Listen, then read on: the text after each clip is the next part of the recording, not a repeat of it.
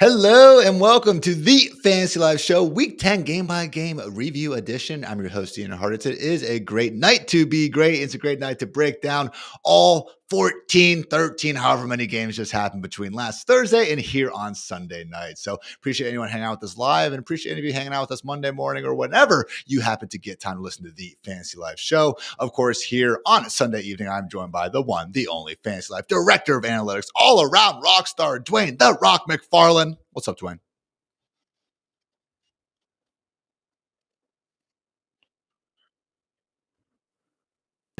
My prop bets didn't do very good, Ian. I'm hoping to get to 50%, but it's not an easy game. If everyone could just win at it, we would all just be millionaires. But Vegas, they kind of know what they're doing. Set some tough lines, but we'll get better.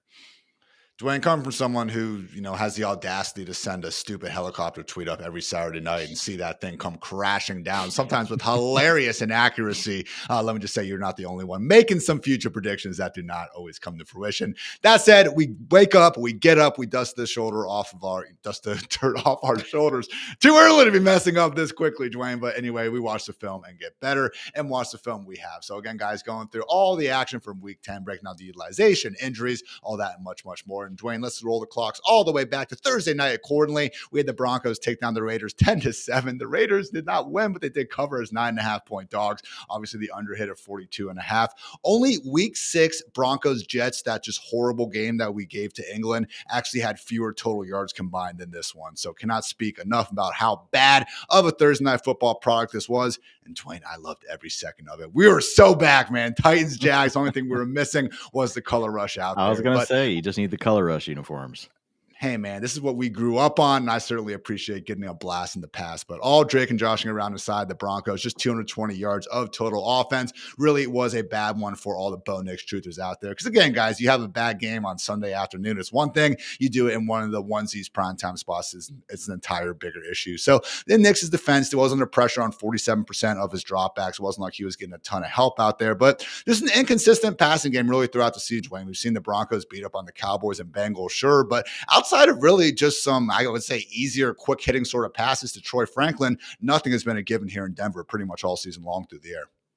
Yeah, I mean, it has been a roller coaster, like you mentioned, but that's a lot of passing games in the league. So, I mean, when we look at Nix, from a fantasy perspective, like he's still going to be right there, borderline QB1.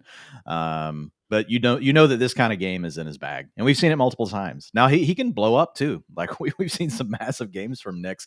He is kind of becoming more of a an extreme like high to low kind of guy. We don't get a lot of games. It feels like in between, but we also know that that's not inconsistent. Consistency is not really predictive of how consistent you're going to be in the future. So Nix probably the biggest thing we can say, not living up to his draft capital. Like if you took him as like the QB7, but for the most part, you're going to be starting him if you rostered him.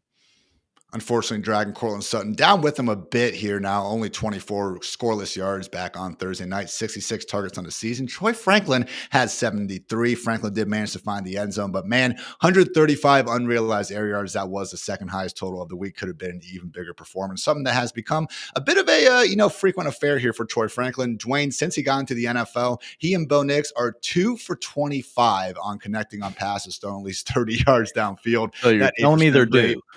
Yeah, man, dude, easily the lowest rate among qualified pass catchers. We're talking about being down there with Xavier Worthy, Xavier Legette, a bunch of guys you do not want to be there. So I would like to think they're due. Not so sure those good times are going to be ahead, though, when they do have to face off against the Chiefs here in week 11. That said, Dwain, again, we kind of know what we're getting from the passing game. The run game is where we could actually have a wrench thrown into things because J.K. Dobbins, 77 scoreless rushing yards, looked fine out there for the most part, but did suffer an unfortunate injury by way of the hip drop. And when it happened, it was like, okay, that sucks. But Dobbins came back in, had a couple runs actually to help close out the game. Afterwards, though, on Friday, J.K. Dobbins literally tweeted himself, ban or at least call the mother effing hip drop tackle. And then we found out afterwards from Tom Pelissero, he is seeking a second opinion on his foot. I don't love when players are getting second opinions, Dwayne, because that probably means they didn't like the first one. So obviously we hope that, hey, as we record this on Sunday night, hopefully Monday comes out and Dobbins is fine. If we are going to see Dobbins miss time, though, Dwayne, probably going to be the RJ Harvey show here in Denver. Yeah, I mean, RJ Harvey didn't really have a different role in this game, but you mentioned it. We did have J.K. Dobbins return to the game, and then we really kind of got we knew he was hurt, but we got more surprising news really after game with the whole second opinion thing. So, Harvey will immediately move into mid-range to high-end running back 2 territory. And if they give him the workload Dobbins has been getting and basically the same pass down role that he's had, he's going to be a running back 1 for however many games that is. The guy's already shown that he's electric, Ian. We know that Sean Payton will design stuff for these running backs in the passing game. And he's already made a habit of scoring touchdowns. Like, he only had 3.8 fantasy points this last week. That's kind of in the nature. He's been a very boom bust player. You're basically depending on the touchdown. But I think we've seen enough from the guy to know that, man, in a full-time workload, we're really going to like our expectations, at least, around RJ Harvey. I know going into the game, he was number 1 among all running backs in PPR points per touch, certainly still pretty high despite having that dud last Thursday night. So it is Sean Payton's offense, Dwayne. I wouldn't be surprised if we just end up seeing more Jaleel McLaughlin and Tyler Baday's role expands, but come on, I would like to think it is going to be the RJ Harvey show if that happens. Hopefully, again, not going to be a prolonged absence for J.K. Dobbins either way. The Broncos do have a week 12 bye to hopefully get any other injured players right. Then over to the Raiders, Dwayne, just 188 yards of offense. Geno Smith took 6 sacks on the day. Did deal with 5 drops, so again, not all on him, but really just was a rough performance, especially for Brock Bowers, who your lovely daughter unfortunately started. And I'm sorry, Dwayne, I don't mean to laugh at the misfortune of the McFarland family, but your daughter really getting into fantasy football this year and having just, the unfortunate feeling, we should say, back in, week 9 where she starts Tyler Warren and has to watch Brock Bowers go off on her bench. And then the next week to go ahead and rectify that by putting Bowers in and be forced to deal with the dud that you didn't have to stare at all weekend long. How's she holding up, Dwayne?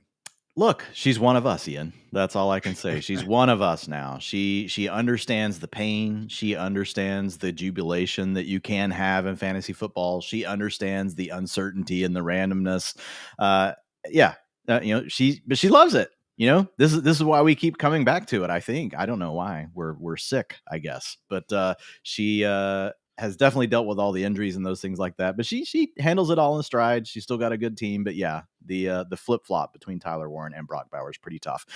Passing game, just real quick. We had the first game without Jacoby Myers, so we did have Tucker Kraft. Golly, yeah. Now I'm stuck on tight ends and problems. But looking at Tucker, he was still the leading wide receiver for the team as far as routes, 100% Trey Tucker, former Texas Tech alumni, but only a 13% target share. Tyler Lockett, Ian, out here leading the team with 9.4 PPR points, had an 80% route participation, teamed back up with Mr. Pete Carroll. He had a 25% target share. And it was Jack Besh headed back to the bench with Tyler Lockett playing in the slot some. So Besh only had a 23% route participation. And not Tyquan Thornton. We are starting off terrible. Dante Thornton Jr. was the wide receiver 3.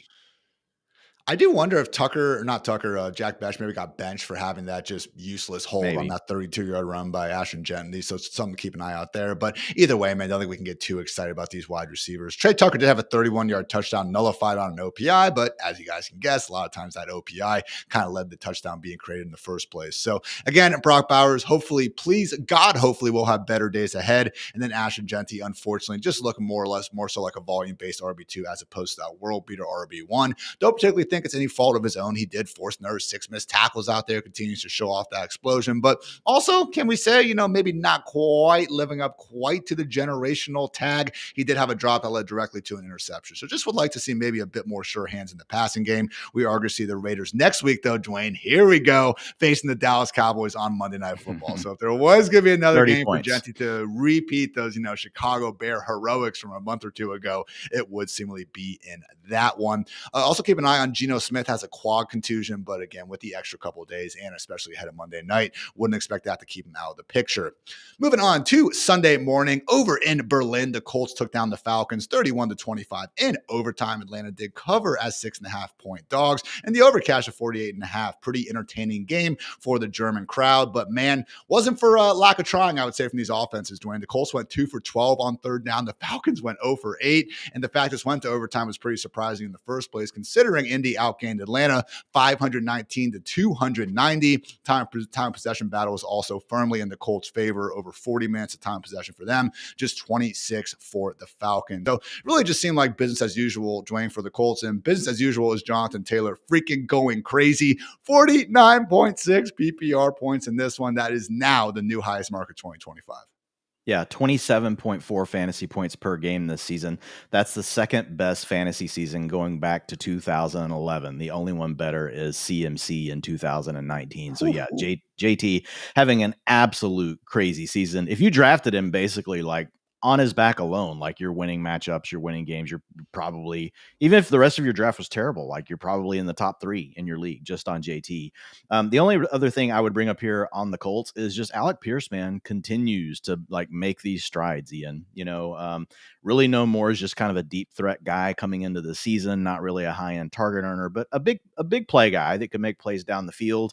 18.4 PPR points today, 27% target share, 126 air yards in this game. So 11.6 fantasy points per game on the season, 21% target share. That is a career high, 132 air yards per game. And man, he's got a 2.26 yards per route run this season. So hat tip to Alec Pierce, really looking good, really in that boom bust wide receiver 3 conversation. We've had him in the wide receiver 4, and this wasn't necessarily an easy matchup. He's going to have the bye week coming up, but Pierce playing really well.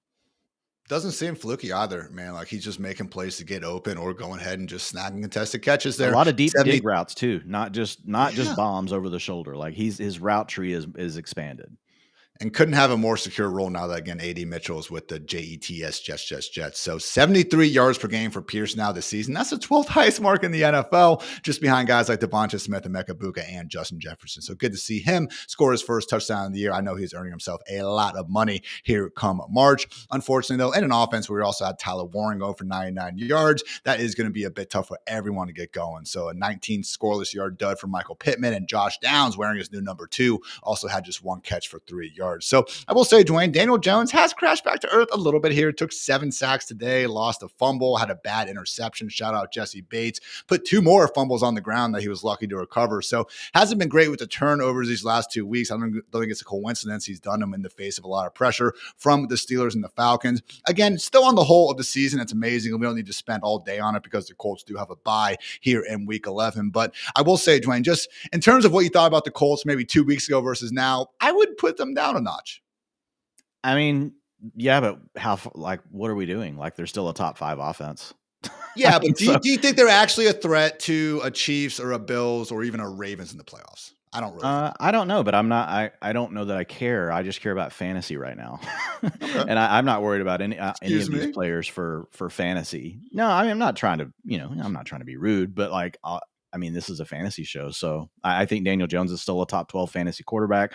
I think all the wide receivers, tight ends, JT, obviously all players, that we love. Josh Downs is the guy that gets squeezed out because he doesn't run enough routes, but everyone else like looking pretty good. So yeah, I think the Colts are still fine. Final note, Jonathan Taylor, 205 rushing yards after contact. That is the highest single game mark since Derrick Henry had 226 back in 2018. Those are the only 2 players in the entire True Media database to ever eclipse 200 in a single game. Wow. Over with the Falcons. I just hate how hard this passing game continues to look, Dwayne. Sure, Drake London will go out there and do some great Drake London things, and that's fine. Had another 104 yards and a touchdown. But I don't know if it's just kind of the bias towards lefties, because I remember when Tua was ripping it up, people kind of showed some of his film when he was, mirrored image. He was throwing righty. And I'll admit it did look a little bit more normal, so maybe I'm just biased, and Penix kind of has a little bit of a longer windup, I feel like. But I don't know, man. Just 12 for 28 today, 177 yards and a touchdown. I know the Colts managed to add, Sauce Gardner and everything, but just in this entire offense, man, there's Bijan Robinson and Drake London. As much as I do think Kyle Pitts is playing better, could have had a 25-yard touchdown today with a better pass. Also did drop one later. Just is unfortunate we haven't gotten another great party out of this offense. But hey, Dwayne, maybe the other great party, much to the chagrin of Bijan Robinson fantasy managers, is actually Tyler Algier, because man, is this dude soaking up the goal line work. Yeah, I mean, it's really the carries inside the 10-yard line. If you look at it for the season, he's got 75% of the Falcons' rushing attempts inside the 10. He's got 4 rushing touchdowns. Bijan has 25% of those with 0 rushing touchdowns. The big difference for Bijan today, he only gave you 10.8 PPR points.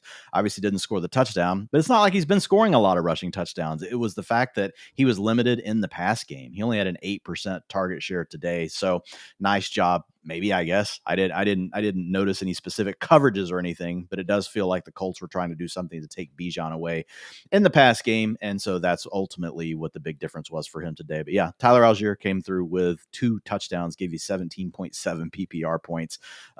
Wasn't really a different role. 38% of the snaps, 39% of the rushing attempts. That's a little bit more than what he normally gets, but it's in the range of what we've seen for Algier this season. And I'm with you, man.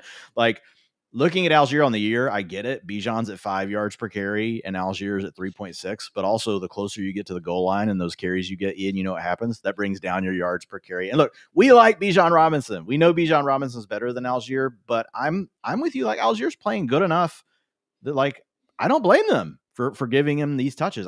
As a Bijan Robinson manager, I don't necessarily like it, but it's not like some of these backfields where I see it and I'm like, oh my God, like, this is so terrible. How are they giving carries to Terrell Jennings or whoever else? Tyler Algier, he's had a good year before as the lead back for the Falcons 3 seasons ago before Bijan got there. And, he's a good number 2, man.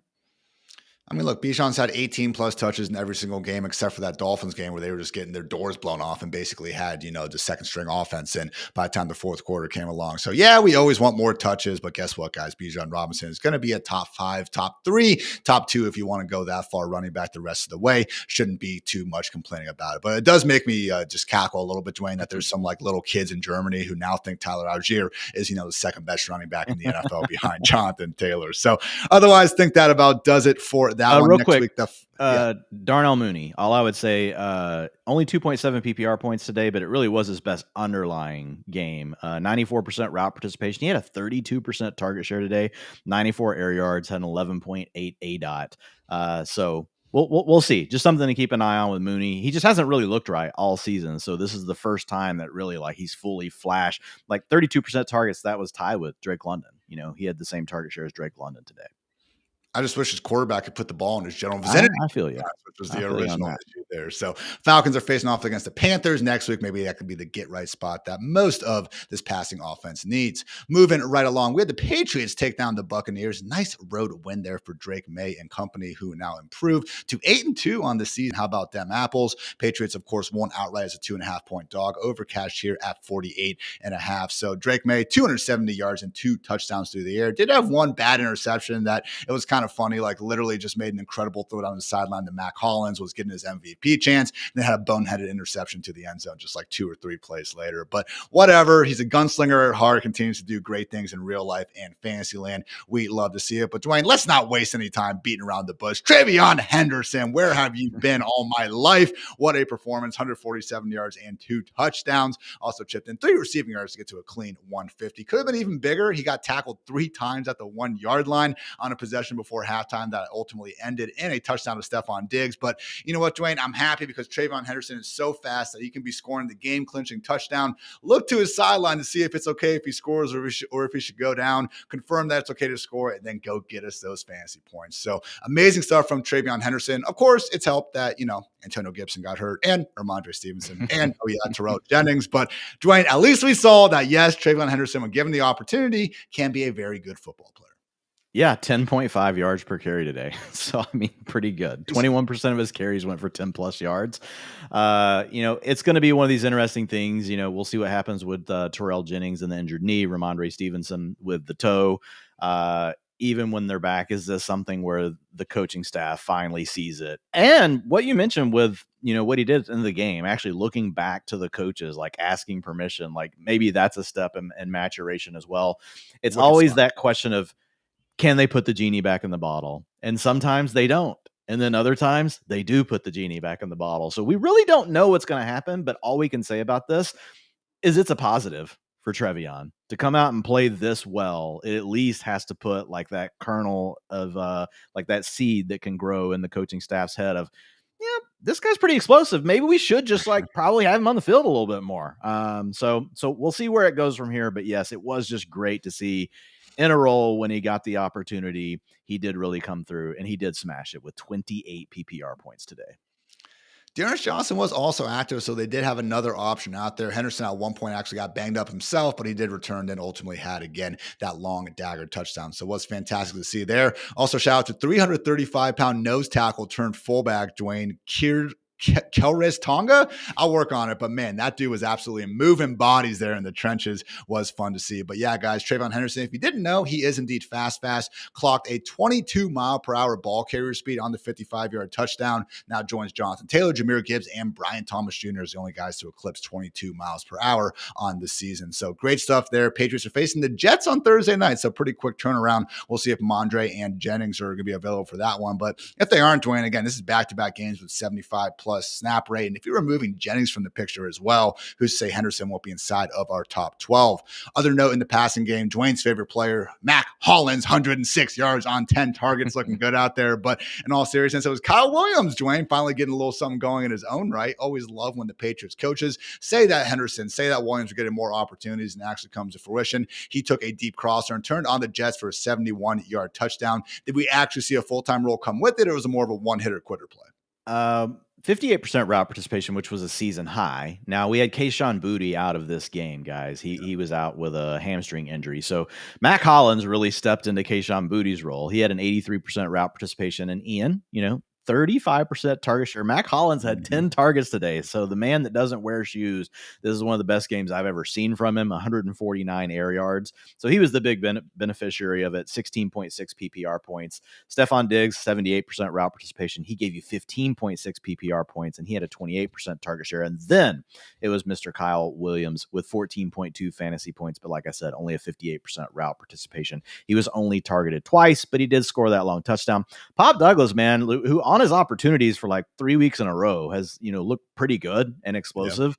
Like, dude, he doesn't play because they use so much of the heavy tight end stuff. Like, I thought maybe after last week's game, we might see him get more run, but he didn't. Only 31% route participation today for Pop Douglas. Do want to give Diggs some love. Mention he scored that touchdown before halftime, and it was a sweet one, man. Tony Toe Taps showing up there is wearing the Stephon Diggs jersey. Great stuff on that one. So another dud for Hunter Henry. He really has emerged more so as a touchdown-dependent tight end too at this point. Over with the Buccaneers, Baker Mayfield, not one, not two, 3 touchdowns, 273 passing yards. He found a Emeka Egbuka once on a bit of a broken coverage play, but hey, gotta love when those happen. And then 2 other nice ones to Tez Johnson. I will say though, Dwayne, conspiracy Ian over here, I think something's going on with Baker in the lower body area. He has gone 3 straight games without a single rush attempt. He's been on the injury report now since week 8 with a knee injury, and then an oblique actually got added here in week 10. So again, doing his thing. Guess what? If Baker wants to throw for 270 and 3 touchdowns every single game, then that's absolutely fine. We'll continue to rank him high. But that was something where we talked about him kind of, distancing himself from the Jared Goffs and the Matthew Staffords of the world, and just makes things a little bit more tougher in fantasy land. Yeah, it does. Mayfield continues to look great. Like the 2 big things I have from this game, Ian, number one, Tez Johnson. And the 4 starts that he's had, 14.2 fantasy points per game, 83% route participation. Target share is not great. It's at 16%. But again, a young player that's flashing. He caught 2 touchdowns today. He's making plays. He's got 70 air yards per game. We know Mike Evans is out, for quite a bit longer. We'll see what happens with Chris Godwin. We'll also see just do any of the other players get healthier. We've got McMillan that could potentially be back at some point as well. Cade Otton. Over these last 5 games, Ian, whenever we've had everyone banged up, besides Egbuka, 12.2 fantasy points per game. He's kind of doing that thing he did last year. 88% route participation with a 22% target share. He's gotten to 10 fantasy points in 4 of those 5 games. So Cade Otton, Tez Johnson really stepping up. Again, we'll see what happens whenever they get healthy. With the running backs, they're coming out of the bye. This was kind of interesting. I think Rachaad White was actually in danger of not having his normal role today, but they fell behind, and he is the pass down back. He played 100% of the 2-minute offense. He ended up with 71% of the snaps and 10.4 fantasy points, but the rushing attempts, 48% for White and 43% for Tucker. So I think Sean Tucker was potentially I think they were potentially making a change and going to make this more of a even split, or let Sean Tucker be the early down back. Obviously, we could just get Bucky Irving back next week, and none of this will matter. But something to think about, guys, with Sean Tucker looking pretty good coming out of the bye.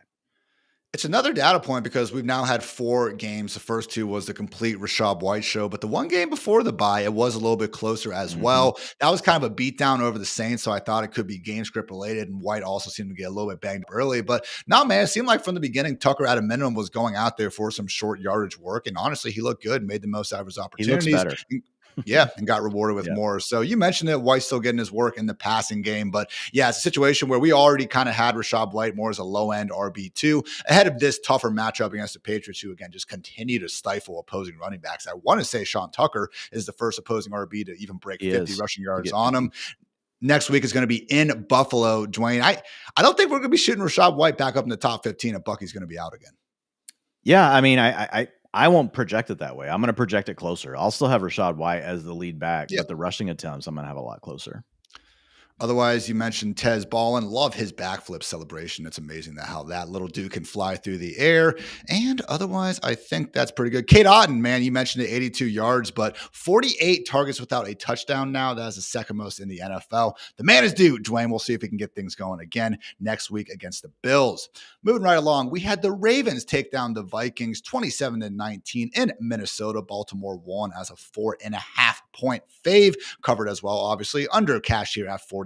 So Lamar Jackson shut off the wheels a little bit more. I was not concerned, but I thought in that Dolphins game, he maybe didn't have that usual acceleration, but he did today, got around the edge on one play in particular, thought he was going to score, got tackled just short of the goal line. So, only I think had 18 or 19 fantasy points. Again, the fact that is kind of Lamar's floor should make you feel pretty good about the days ahead. Derrick Henry, 75 scoreless yards. Unfortunately, when he did get them down, I guess the offense got down the 1 yard line. They pretty much quick snapped it, and Justice Hill happened to be on the field. So he vultured that touchdown away from everyone else. But kudos to Derrick Henry. He actually surpassed his high school rushing total. Only took him 12,124 NFL yards to get there. What a freak. But Dwain, I would say if anything, it's just kind of like Zay Flowers in the wide receiver room that maybe could be without Rashad Bateman, who suffered an ankle injury. Of course, we keep waiting for this Flowers, hopeful boom to happen. He had the big game in week 1. Has only had one real dud since. He keeps finishing between like wide receiver 23 and 32. Are you still hopeful that we could get some more booms on the way, or we just kind of need to accept reality that, hey, touchdowns in this offense usually just go to the tight ends?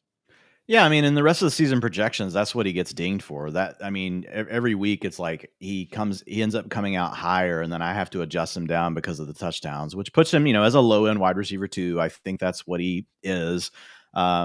I think the way I look at him now is like, well, he's a fine floor play every week, and he still has those games where they don't choose to basically chain him to the line of scrimmage, which they did again today but today basically he played the Wan'Dale Robinson role. He had the 4.2 ADOT with the 21% target share, gave you 12.1 PPR points. But to your point, like, he's typically right around that number, and we know he can boom for like 25. But yeah, I mean, just fine. Wide receiver 3 with upside. I mean, we can call him that. I think the big takeaway for me, with the Ravens over these last 2 games, and yes, we did have Rashad Bateman get hurt today. We had Devontae Walker as a healthy scratch for the second game in a row. But they only used 3 wide receivers for the second week in a row, Ian. They are using Andrews, Likely, Kohler, Patrick Ricard. Like, they are playing their heavy personnel stuff. Like, that's the change that they've made since the bye week. Now, we'll see what happens if they get in a weird game script that might push them out of that, but they're leaving some of these wide receivers inactive. Obviously someone will probably have to step in for Rashad Bateman with the high ankle sprain. But like today, after that, I mean, DeAndre Hopkins still didn't do anything, 39% route participation. So it still really feels like if the passing game is going to boom, it's Flowers and one of these 2 tight ends, who are rotating. But Andrews had a 70% route participation today, 52% for Likely. Andrews gave you 10.4 PPR points. Obviously got that touchdown. Dwayne has 16 receiving touchdowns in his last 18 regular season games with Lamar Jackson. So again, maybe not getting the vintage prime Andrews where he's also a threat to, clear 100 yards with ease, but yeah, certainly still knows a thing or two about scoring in the red zone. Over with the Vikings, just 3 for 14 on third down. Again, they came out pretty hot in this one. JJ McCarthy dealing early, actually dropped a beautiful bucket throw into Jalen Naylor, who had 124 yards, also caught a touchdown, but man, just couldn't quite get things going otherwise. So 2 interceptions from McCarthy, both were of the third down, kind of heaved it down into the direction of Justin Jefferson variety, which I'm not normally going to criticize, but it is, going on game, 4 at this point, Dwayne. We've just been, wanting more out of this connection. I will say Jefferson in this one did not help his cause. He dropped a 25-yard touchdown, and just weird, man. Again, when JJ throws the one downfield, Jefferson got his feet tangled with the corner and then just got up and was like literally walking at the DB. So I don't know what's going on, man, but it's weird. And at this point, Justin Jefferson, I mean, how many more games do we need to see of him putting up wide receiver 2 numbers to maybe consider really dropping this dude down the ranks, which is scary to say. Yeah, I mean, we've been slowly dropping him, but like it is like how much further do we push him down? I mean, he's borderline wide receiver 1 is what we said about him based on the utilization report last week. I'll say like, look, at least we had a game where McCarthy got over 160 passing yards, Ian. He got to 248 today. Now, wide yards per attempt, 5.9, not great. Still threw another touchdown, gave you 5 carries for 48 yards. So at least like he was able to, it wasn't pretty, but we at least saw a game like where he was nearly at 250 passing yards. So I think that's a positive. I also think the other thing with Jefferson, like the intent is still there, right? That's not the problem. In 4 games with JJ McCarthy, 12.7 fantasy points per game. Not good, guys. Like Ian said, that's closer to a wide receiver 3 than a wide receiver 2, to be honest with you. But the targets are still there. He's got a 32% target share, 8.5 per game. Like it's not 10, but that's still really good. He's getting the end zone. He had 4 end zone targets today, alone. He had 214 air yards today. So he's got 442 air yards over that period with, JJ McCarthy. The big thing is they're just not quite on the same page. And you did mention part of it today was on Jay Jett as he had the drop, but 50% catch rate in these 4 games. So I don't want to get overly crazy with it because at least we did see a game where McCarthy threw for more yards, and we know they're still trying to get the ball for to Jefferson. We talked about this early, and we're not comparing McCarthy to Matthew Stafford, but we talked about a similar issue early in the year between Devontae Adams and Matthew Stafford, where the targets were there. He was doing okay, but it wasn't great, and they just weren't quite on the same page yet together. So hopefully they do get on the same page. I'll be a little bit leery to move him too far because the underlying data is still pretty good. Underlying data in this one was honestly extremely good, Dwain, if you are into just, again, unrealized opportunity. 197 unrealized air yards in this one. That is the highest mark of 2025 and the 4th highest mark since 2020 alone. So, again, all sorts of opportunity on the table. And I'm not going to lie, Dwain, I like Jefferson's chances of capitalizing on it more so next week against the vaunted Chicago Bears secondary. Yep. So hopefully they can get things going right in that one. Jordan had some similar sentiment, guys. 100 unrealized air yards, had 11 targets out there. Would, again, caution with sounding the alarms just yet. Not saying it's the last chance before we nosedive both guys in the ranks next week, but certainly would be nice to see his passing game click a bit more against the Bears. The other big story here, Dwayne, before we move on, was a backfield that, again, seemed like it was being dominated by Aaron Jones prior to his injury last week. Wasn't so sure coming in just how involved Aaron Jones would be, and it turns out very. Yeah, no, I think this is the biggest take. This is actually, I think, one of the biggest takeaways from the entire weekend. The Aaron Jones is the clear-cut running back 1 for the Vikings. 15.9 PPR points today, 72% of the snaps, 64% of the rushing attempts, 66% route participation, all 3 snaps inside the 5, and a 15% target share, man. 94% of the 2-minute offense. Dude, like, Mason played 23% of the snaps.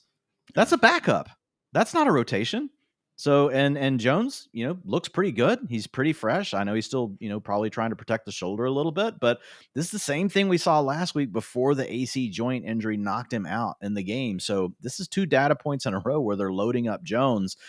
So he definitely has to move up the ranks. I think Aaron Jones moves into mid-range running back 2 territory, and he carries running back 1 ceiling. And again, especially ahead of this now smash matchup against the Bears this Sunday, really could be a situation where maybe even see him flirting with RB1 status. So could be temporary. We know Jones has a tendency of getting banged up, obviously a bit longer in the tooth right now. And I do think in a game where the Vikings can build a lead, maybe we see those touches get a little bit closer between him and Mason. But hey, man, I don't think they're exactly looking like a team that's going to be able to build and maintain a ton of leads with the way their quarterback is playing right now. So could be bigger and better things ahead for Aaron Jones, who I also really appreciated, Dwayne. Just what a red zone moment with Aaron Jones and Rico Dowdle almost simultaneously faking the Hingle McCringleberry pump touchdown. Just a fantastic moment. Appreciate Scott Hansen keeping us all updated there. So I think that about does it on this one. So we can move on to the biggest upset of the day, one of the bigger ones of the year. The Dolphins beat down the Bills 30-13, winning with ease as an 8.5-point dog. The under get cash here at 50. So apologies to producer Mick. Last Survivor squad's going down. And man, Dwayne, I probably would have lost 5 more times since I actually did lose my own Survivor League, but this one definitely would have done me in. So unfortunate, but yeah, it really wasn't even close, guys. Dolphins entered the fourth quarter up 16-0. The Bills were able to move the ball with relative ease, but we had a pretty bad end zone interception by Josh Allen, and also when they were moving the ball a little bit later in the game, like he kind of busted a quarterback sneak, which was funny. Unfortunately, not so funny, fumbled the ball at the end of it. So we'll start off though with the Dolphins. I thought it was one of Tua's cleaner games for the most part. A buck 73 and 2 touchdowns. Did have 2 interceptions, the first of which was pretty bad. Second one, a little bit more of a third down arm punt if you wanted to be generous. But hey, man, he was doing a good enough job existing between getting the snap and getting Jalen Waddle the football. And hey, in this Darren Waller and Tyreek Hill-less passing game, that's really all that matters. Yeah, 19.4 fantasy points for Jalen Waddle today. Like he's been a borderline wide receiver once since we've had Tyreek Hill go down. Like when you really look at the numbers, so 33% target share today, 162 air yards with a 23.1 average depth of target, and that's the big thing over the last few weeks with Waddle, is how much they're pushing the ball vertically down the field. And I think whenever you're playing so well on the ground, like we saw with Achane today, that's really when Tua is at his best, right? Whenever the other team's really having to respect the ground game, play action, and all those other things are working better, Ian. And we're seeing some of those elements, not like consistently all the time, but when they are showing up, it's typically to Waddle. And so that's like you said, that's really all we care about. The only other note I would have here, we did have Julian Hill out again today at tight end. So Greg Dulcich had an 81% route participation today and a big fat 3.2 PPR points. But last week, we only saw him in a part-time role. So if we were to have another game where they're banged up at tight end, we can feel a little bit better about Dulcich potentially in a full-time role. Ian, don't know that it'll be a lot of fantasy points, but, just the more you know kind of thing.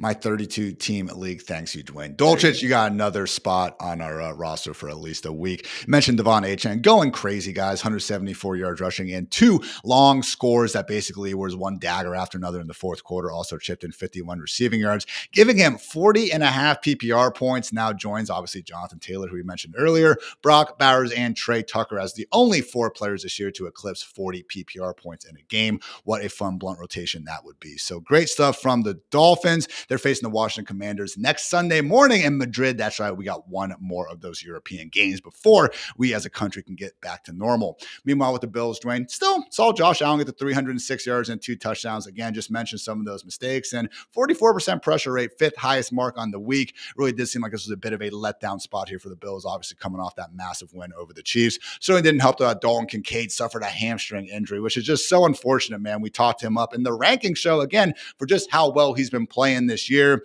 Again, not doctors here. We don't know. Hopefully it is going to be minor, but would seemingly think he's going to be out at least for a week, and we're seeing the Bills face the Buccaneers next. So how would you, Dwain, expect to see this passing game consolidated, assuming Kincaid's going to be missing a little bit of time?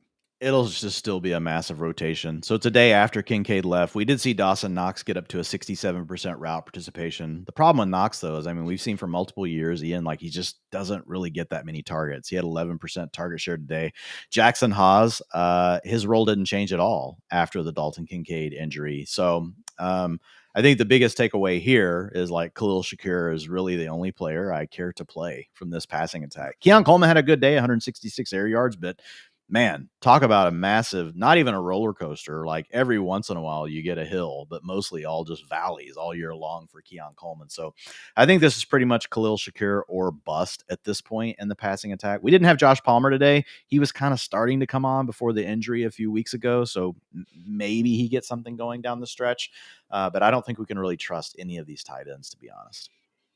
Was a very nice acrobatic touchdown from Keon Coleman, but it would be a lot cooler if that happened, every 3 to 4 weeks instead of every 2 months out here. So again, maybe could have been a bigger game. You mentioned, all the air yards, 129 unrealized. That was the 3rd most on the week. Had like a tip ball that was then in his midst, could have given him an extra 40 yards, but hey, it didn't. So here we are continuing to cry in our Keon bags, or at least I am. So Khalil Shakir did again catch 7 of 9 targets, 58 yards. Always going to have a bit of a cap ceiling because he barely gets any downfield opportunities, but still an absolute yak maniac out there and continues to be the one guy we can trust in this passing game. Otherwise, a bit of a dud from James Cook. Fun to see him catching passes, though, Dwain. 5 of them for 24 yards. So at least in full PPR, didn't completely kill you in the box score. I'm willing to more or less write off that, dud of performance, though. Again, not going to be easy against the Buccaneers, but it's James freaking Cook.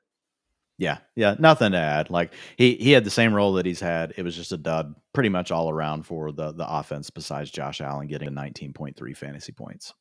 Last thing, Dwayne, I forgot to talk about on the Dolphins. You see, you had a really freaking fun 18-yard run. The first Yeah, I good play of did, the and year. I can't believe you didn't mention it, but Jalen Wright was the running back too today. Now, Ollie Gordon was coming into this game a little bit banged up. I did try to search and see if he got re-injured in the game. I didn't see anything on it, but Jalen Wright was the running back too today.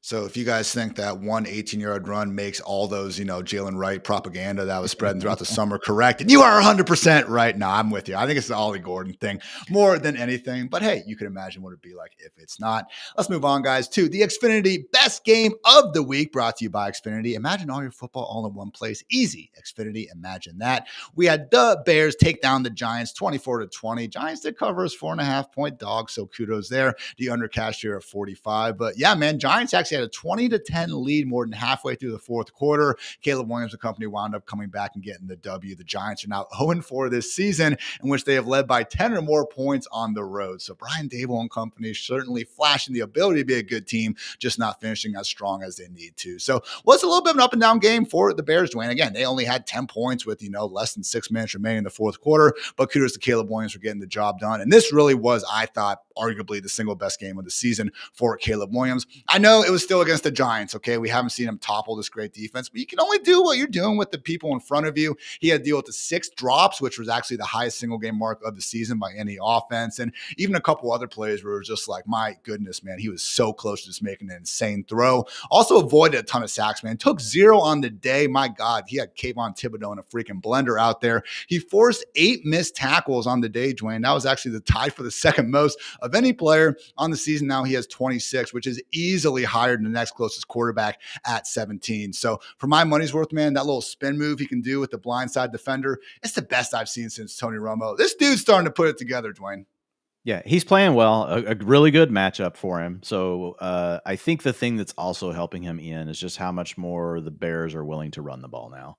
Like they've just changed their identity since the bye week. So Caleb's looking good. I think it gives balance. It keeps the opposing defense can't just be teeing off on him, throwing the ball. So I think, this is a hat tip also just to the coaching staff. I think making some nice adjustments coming out of the bye, and we're just seeing the Bears offense playing better.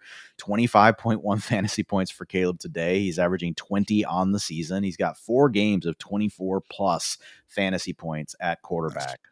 8 carries today for 63 yards and a rushing touchdown.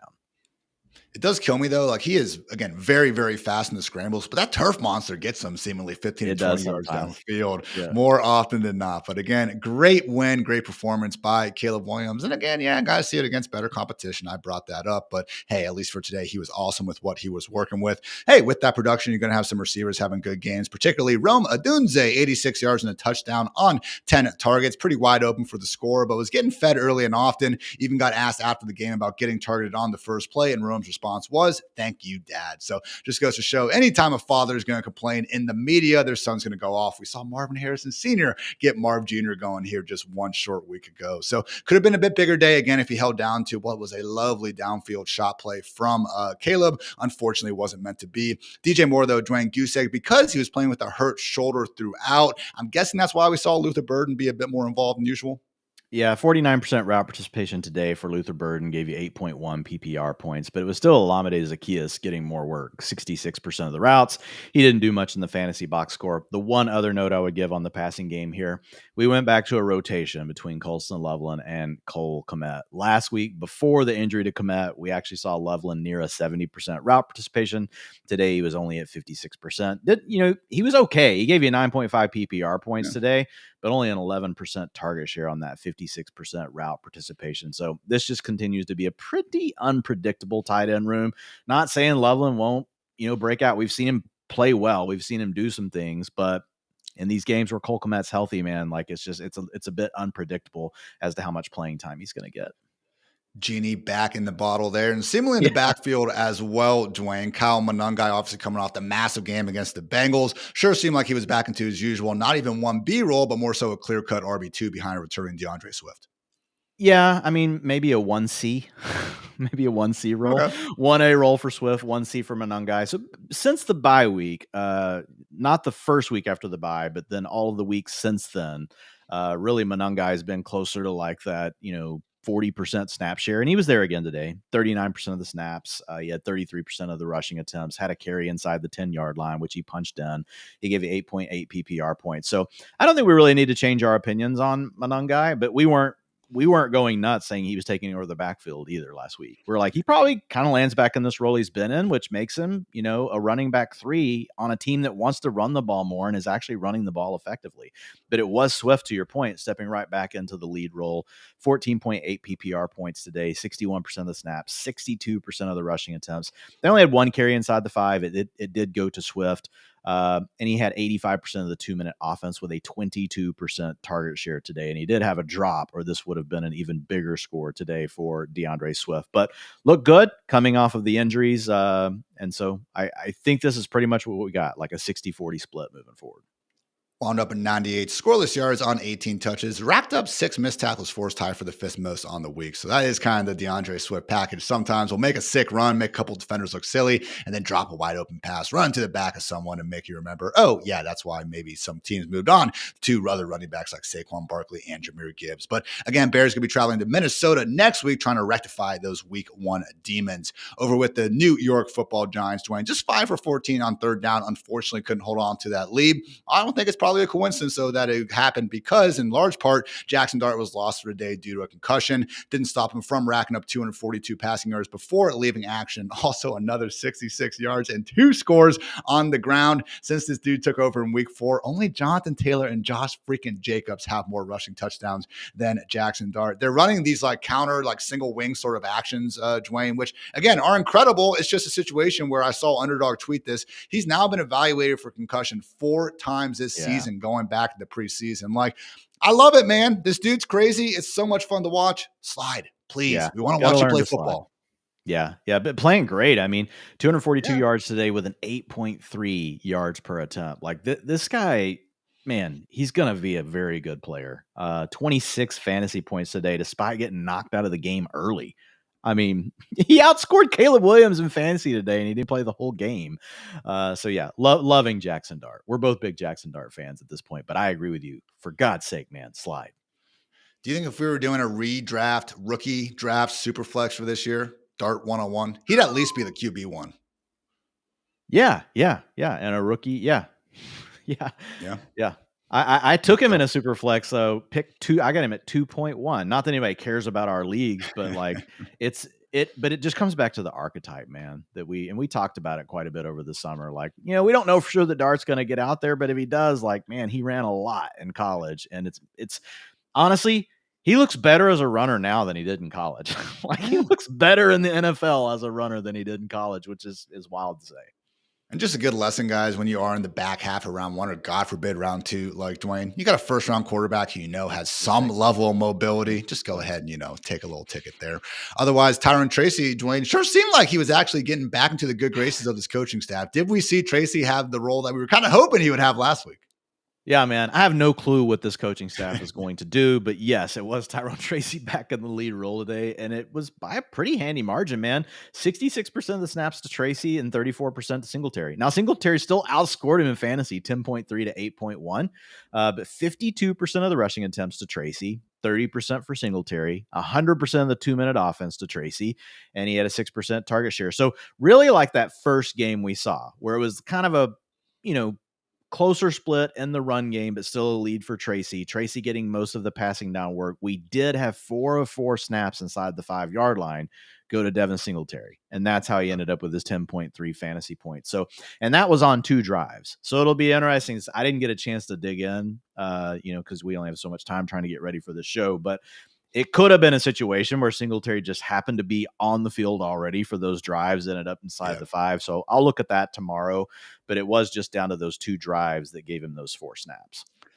Both guys, unfortunately, I believe might have been on the same drive, got stopped at the 1 yard line, did not score a touchdown. So it could have been a bigger day for both. I will give Singletary some credit, man. He had a pretty sick 41-yard catch and run, broke several tackles, hurdled a guy kind of tripping along the sideline and got on his horse. So good stuff there. Also in the wide receiver room, Wan'Dale Robinson continuing to scam his way up the PPR boards, caught 6 of 11 targets for 62 yards despite having 2 drops on the day. Good seeing Theo Johnson catch 7 of 8 targets for 75 yards. I know he's been a bit more of a touchdown dependent guy, but he's someone who, again, continues to be in that weekly top 15 conversation. And then also, Dwayne, Darius Slayton, sick, filthy one-handed catch along the sideline. Unfortunately, suffered a hamstring injury, but did make it back. So he missed time earlier with the hamstring injury. Usually, you don't see guys come back after being diagnosed with a hamstring injury. So hopefully, again, Slayton's going to be healthy. But I will say, man, like next week against the Packers, it's not an easy matchup by any stretch. But this is a situation where going from usually it's like, all right, a backup quarterback's in. Like, good God, what are we dealing with? Russell Wilson and Jameis Winston, man. Like, I think we can still get some production here in this passing game. Yeah, and I don't know how much of this was just, hey, man, we need somebody out there, because Bo Collins was not active for this game. I don't think little Jordan Humphrey was active for this game. Jalen Hyatt has essentially been forgotten by the coaching staff. Jalen Hyatt forgot about himself, let's be honest. So I don't know how much of it was that. They did use more of the 2 tight end stuff late in the game. We saw more of Daniel Bellinger out there with Theo Johnson, which they've been – Daniel Bellinger, man, quietly. I know he's not in a full-time role, but that dude is like near a big player, makes one every single week.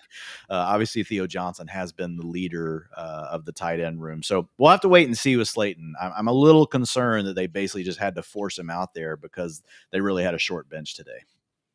Bellinger and obviously Theo Johnson now, just the latest kind of pair of white tight ends where every time they throw the ball up to him, it's like, that's Theo? No, it's actually Bellinger.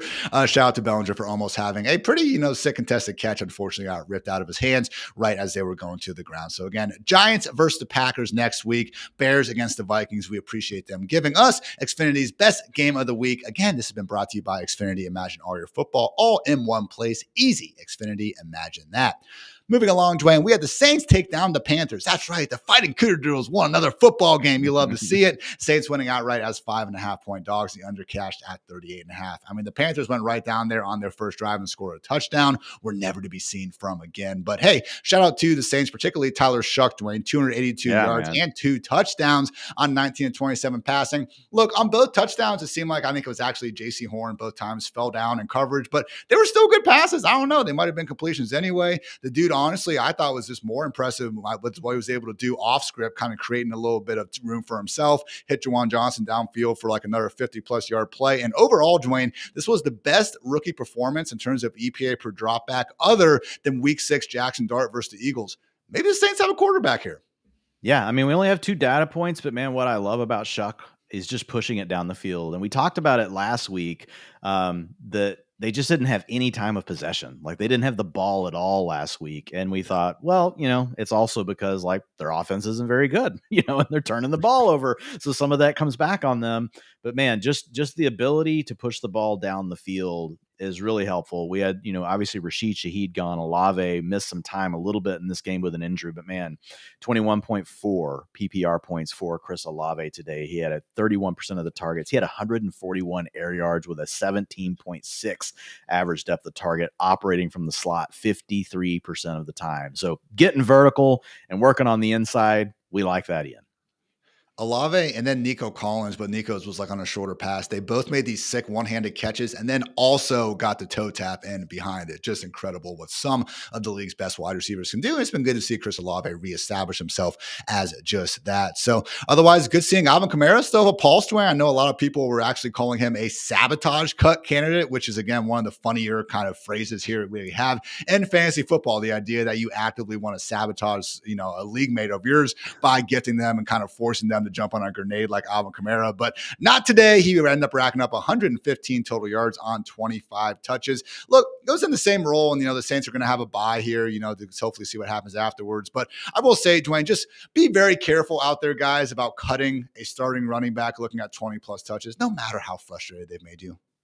Yeah, because then this is what happens. You get a 14.5 PPR point game, and if Tyler Shuck continues to play well, like Kamara's going to have more good games like this. He had 64% of the snaps today, 67% of the rushing attempts. Devin Neal is the running back too. Unfortunately, guys, it's mostly just of the route participation variety. He had a 12% target share today, but we have to have Taysom Hill, Ian's favorite player in the NFL. He took 21% of the rushing attempts and 37% of the snaps. And at this point, like, we're not really even calling Taysom Hill a tight end anymore. He's the running back 3 on this team. Like, and he just muddies up all the waters here. So, yeah, I'm with you on the stuff with Kamara. You don't want to cut him. Are we super excited about him the rest of the way? Obviously not. But if Shuck keeps playing well, Kamara's still going to run into some okay games for you just because of volume alone.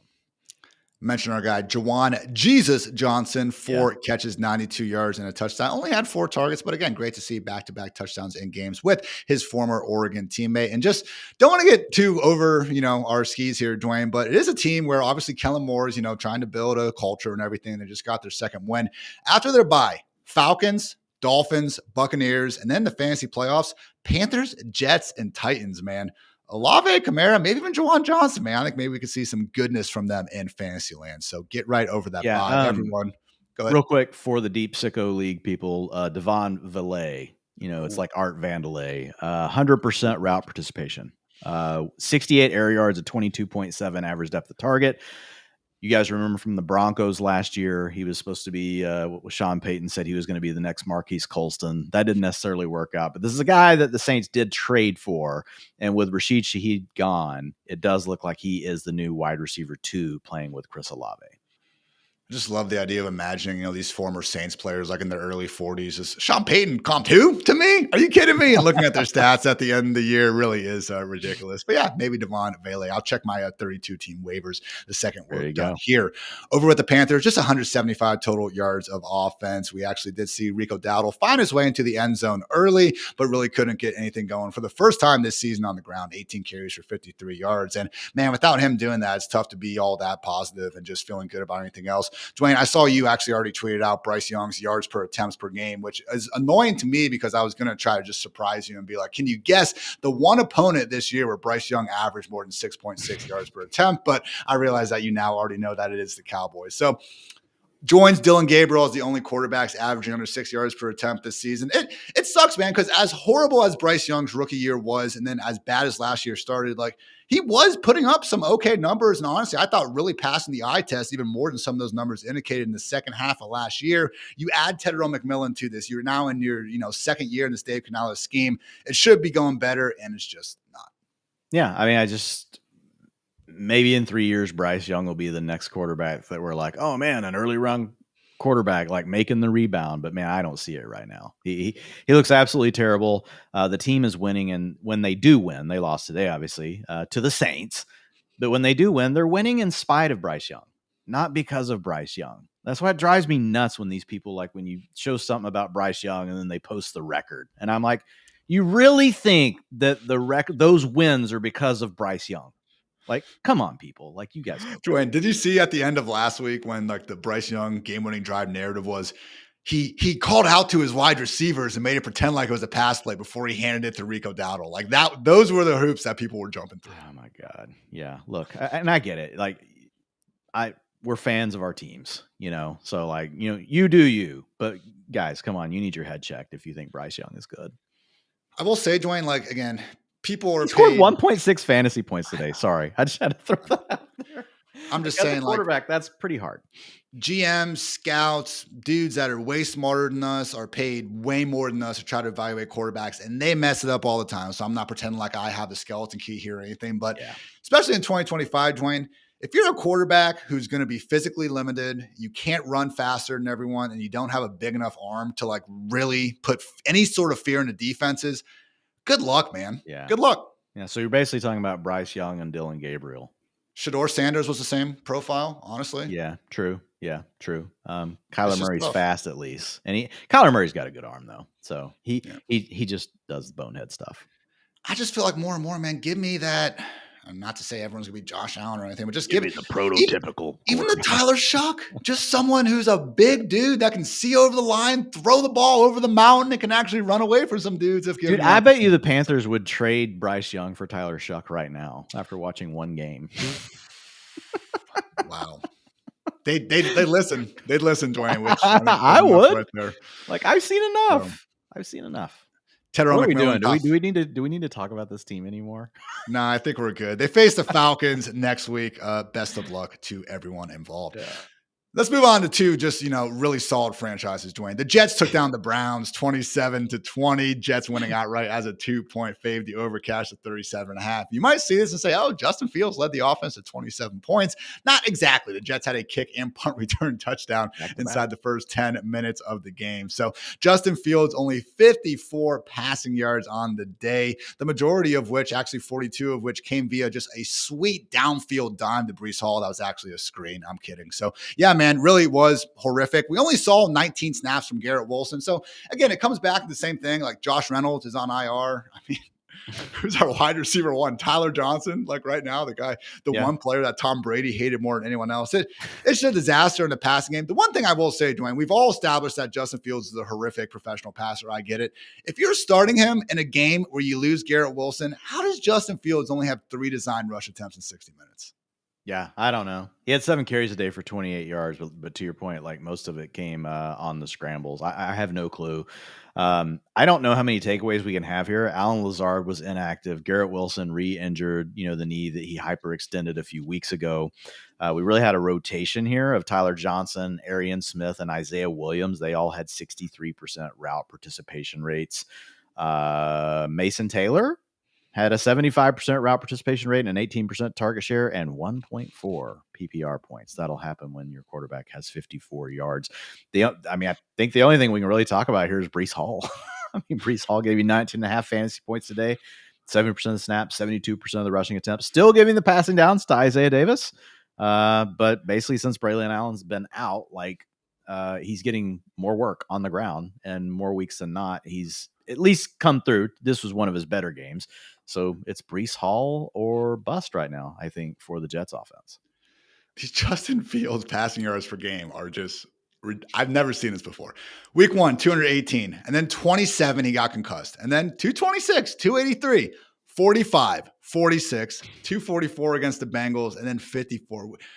God, Dwayne, we could live with 150. I'd feel somewhat okay about him being able to keep this job over Tyrod Taylor, but I don't with the way things are going right now. Short week against the Patriots. I'm skeptical he's going to have pass catchers to get the ball to. Wouldn't be surprised if we either see a switch to Tyrod before the game or during. Going to continue to keep Fields as more of a mid-tier QB2 in fantasy land. Unfortunately, not exactly expecting a quarterback change for the Browns, but there's enough of a risk, and let's face it, we're not excited in the first place, for Dylan Gabriel averaging a league low 5 yards per attempt. Still will be the starting quarterback, though, per head coach Kevin Stefanski. So chipped in 54 rushing yards, which honestly, Dwayne, I watched Gabriel plenty at Oregon. A dude was in college football for freaking 6 years. How do you not catch a couple games every once in a while? So it was good to see him finally move around because he's been not a statue in the pocket, but maybe, again, that's what they need to do more. But again, the fact that we can only throw for 167, and okay, cool, we had 54 rushing yards, but you're playing the Jets, man. This is now supposed to be one of the very worst defenses in the league. So the fact that now even Quinshon Judkins can't get going, what do we have to feel good about in Cleveland?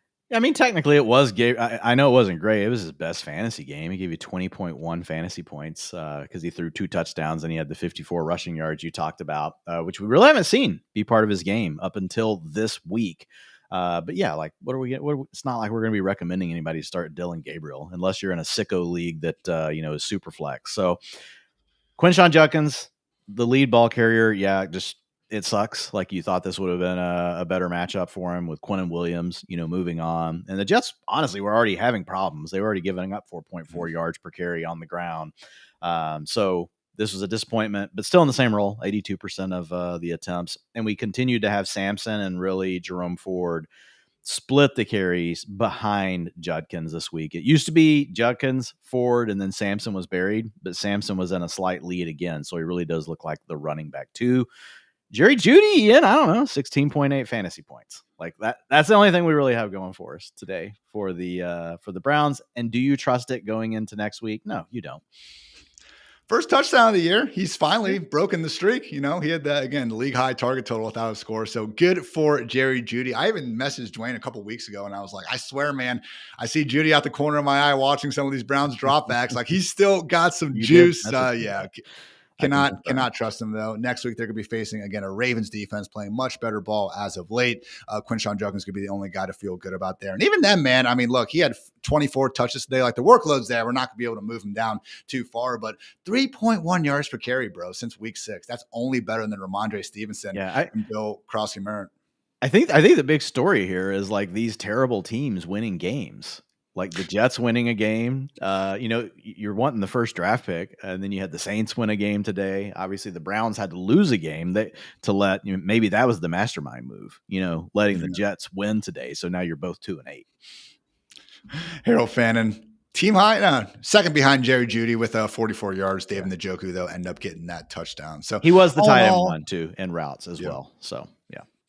I'm with you, though, man. If we ever can see Fannin have a true full-time role, cannot rank that dude high enough in fantasy. Obviously, David Njoku, very good in his own right, though. So I think that about does it for that atrocity of a matchup. So let's move on to the Texans taking down the Jaguars 36-29. Houston, of course, covered as 1-point faves in the overcash at 37.5. My goodness, Dwayne, this one was 29-10. Jaguars entering the fourth quarter, but Davis Mills and company said, not so fast, my friend. Brought him all the way back. 26 unanswered points in the fourth quarter alone. Shout out to Davis Mills and company. Wound up rushing him for a touchdown there at the end of the game. So obviously CJ Stroud is going to be back under center likely this next week. We'll see him as soon as he gets to the concussion protocol, obviously. But hey, it was, God forbid, we see CJ Stroud miss a little more time. It was good news just to see Davis Mills and his long ass neck, Dwayne, look competent enough to get Nico Collins going, lead this offense to 29 points. Obviously, they had the scoop and score at the end.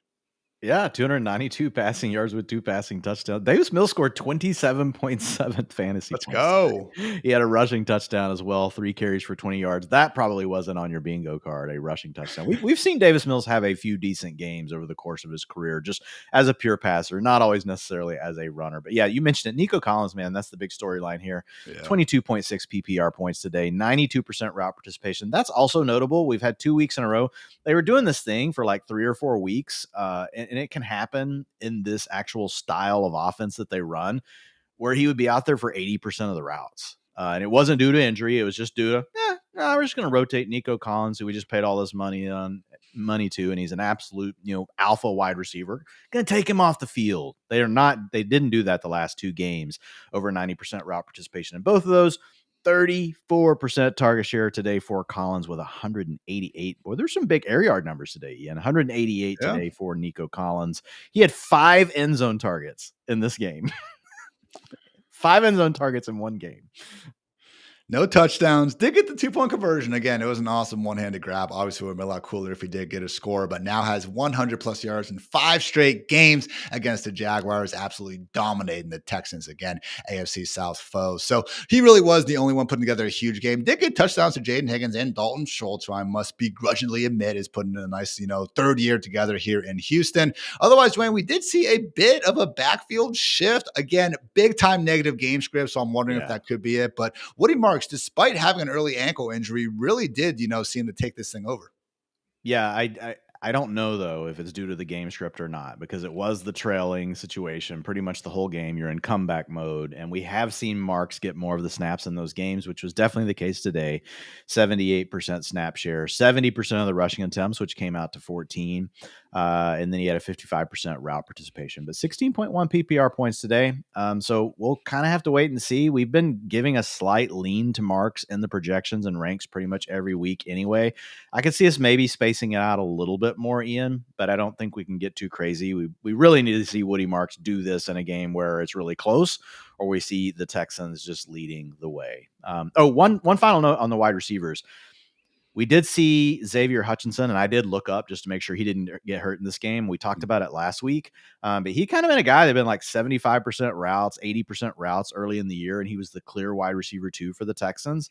He's been trending downward, and so it has been Jaden Higgins as the guy trending up. Now, guys, he's still in a rotation. Higgins only had a 53% route participation today, but that's his highest number in a game where he didn't have a teammate get injured or miss the game. And last week, he was like up to 48%. So not saying it's happening, but there is a trend that's occurring right now with Jaden Higgins potentially, guys, taking over the wide receiver 2 role from Hutchinson. Texans got the Titans next week, so it could be a situation again where some of these complimentary flex options we don't feel great about can flirt with some good performances. Over with the Jaguars, this was a tough matchup, obviously, against probably the best defense in the league in the Texans, so only 213 total yards of offense. But yeah, another example of Trevor Lawrence not looking exactly like a good professional quarterback. Took 5 sacks, lost a fumble on the last play, was pressured on a week high 56% of his dropbacks. So again, not trying to totally bash the guy, but man, just 158 through the air. Did not seem to overly be in control. Did find Parker Washington for a touchdown, and he also had another punt return touchdown, Dwain. Now the only man in the NFL with 2 on the season. Pretty impressive considering there's only been 9 overall. So at least he got Parker Washington going. What did we see from the entire wide receiver room now with BTJ out, Travis Hunter out, and Jacoby Myers in? Yeah, so Parker Washington led the way. 94% route participation gave you a 17.9 PPR points today on a 30% target share, leading the team. He was really playing that early season Travis Hunter role, though, where he's playing more from the slot, all the low ADOT stuff. 57% of his snaps came from the slot. He had a 5.4 average depth of target. So a 30% target share, but 38 air yards. But, 17.9 points today. Jacoby Myers, basically, landed, got off the plane and walked onto the field, had less than a week to fully prepare, and he had a 50% route participation, 13% target share. So I think that's something we'll just see continue to grow, like as he gets more time. Then it was Tim Patrick actually as the wide receiver too, but he had 0 fantasy points. He had a 69% route participation. Diami Brown was coming into the game banged up, so I don't know what was going on there, but he only had a 41% route participation. Not good to see there. Also, we'll say with Jacoby Myers, guys, now up to an NFL high 52 targets without a touchdown. That's right. The new unfortunate, Jerry Jeudy leader. He got close though, man. He had a goal line touchdown where they nullified on a false start where it seemed like he would have scored, but, doesn't really go into the books as anything. And he also had a 23-yard gain where it was a busted coverage and he broke the tackle, but the dude got him just enough. So he unfortunately couldn't quite stay in bounds. So getting close. Hopefully bigger days could be ahead for this passing game. They get the Chargers next week, so hardly a layup in that one. Brenton Strange is eligible to return starting this week. So again, wasn't expecting to be a season-ending injury. We will see about that. Seemed like business as usual in the backfield, Dwain. Good job on Travis Etienne, continuing to run hard and scored a touchdown. Yeah, man. 70% of the rushing attempts today for ETN. So there's definitely not a Tootin takeover. 15.7 PPR points. It's not like ETN's going nuts every week, but that kind of feels like what you're getting every week. It's somewhere between 14 and 17 fantasy points. And we are continuing to see him get work inside the 5-yard line, which has really been a trend that's broken over the last 3 weeks. He had 100% of the snaps inside the 5 today. ETN looking pretty good. Tootin and Allen, behind him, rotating for the running back 2 stuff. And yeah, guys, I know I push back on the takeover stuff. And make no mistake about it, Tootin's still a very, very high-end handcuff. Last week in my 10 Things article, I was going through the top handcuffs and guys who are under 35% roster, or at least were last week, so probably still pretty close. Tyler Algier, Brian Robinson, Blake Corum. I would prefer those guys. But then Bayshall Tootin, and then more of a low-key one, Emmanuel Wilson for the Packers. Guys who, again, I could think could be very nice bench stashes here as we get into the later weeks of the season. Moving on to the late afternoon slate, we had the Seahawks beat down the Cardinals. Pretty much every single one of these games was a beatdown, guys. 44-22. Seahawks covered with ease as 7-point faves. The over cashed at 44.5. Nearly got that done all by themselves. 35-0 Seahawks in the second quarter. 38-7 at halftime. A situation where Jacoby Brissett basically lost back-to-back strip sack fumbles that were returned to the house by the same 2 freaking players, Tyrese Knight and DeMarcus Lawrence. Shout out getting that done. So really just didn't need to. Yeah, right, man. Oh, God. He didn't burn any bridges on his way out of Dallas or anything, but hey, appreciate you, Tank. Sam Darnold, 178 yards, a touchdown interception on 10 of 12 passing. Had 3 second-half turnovers. He's played 2 bad halves of football this year for the most part. This one in the second half, and then that Texans game where neither of them really mattered because they were already doing their thing. But, yeah, just, could have been a bigger day after 30 minutes. Just wasn't. But continues to look awesome, man. Just the connection between Darnold and JSN, Dwain, probably second to none in the league, unless you want to pull out with Stafford and one of his guys. It's insane, man. 20.3 PPR points today, and Darnold only threw 12 passes. But he averaged 14.8 yards per attempt. JSN, 50% target share, well, that's 6, but he had 102 air yards. He had a 17 average depth of target. JSN just continues to cook people. Cooper Kupp was the wide receiver 2. A lot of these guys got to rest towards the end of the game. Shaheed was the wide receiver 3. Now, Torrey Horton was out in this game, but Shaheed stepped into a 62% route participation. Only had one target, and it was a gimmicky, behind the line of scrimmage, -2 ADOT. So we'll see how this wide receiver 3 thing works out here with Shaheed and Horton, once we get him back in the lineup. But I think we could potentially see in more of a rotation where Cooper Kupp's not on the field as much. He had a big play today, where he got left uncovered down the sideline, made a nice move, made a guy miss, and picked up some yards after the catch, but it's not like he's really done a ton. So I think we might see that wide receiver 2 position turn into more of a rotation opposite of JSN. Are you worried though about actually getting usable weeks from Rashid Shaheed? Because let's face it, I am worried. Like dude. Yeah. Yeah, it took him a while to get out of the gadget role in New Orleans. He clearly proved capable of doing it, but this team's balling. I don't think look what they're doing with Kenneth Walker, man. I don't think Rashid Shaheed, they're going to go out of their way to get him touches. Yeah, you're going to need to see Shaheed basically take over the wide receiver 2 role, because the wide receiver 3 role in this offense, like, that's still going to be a rotation, probably with Horton.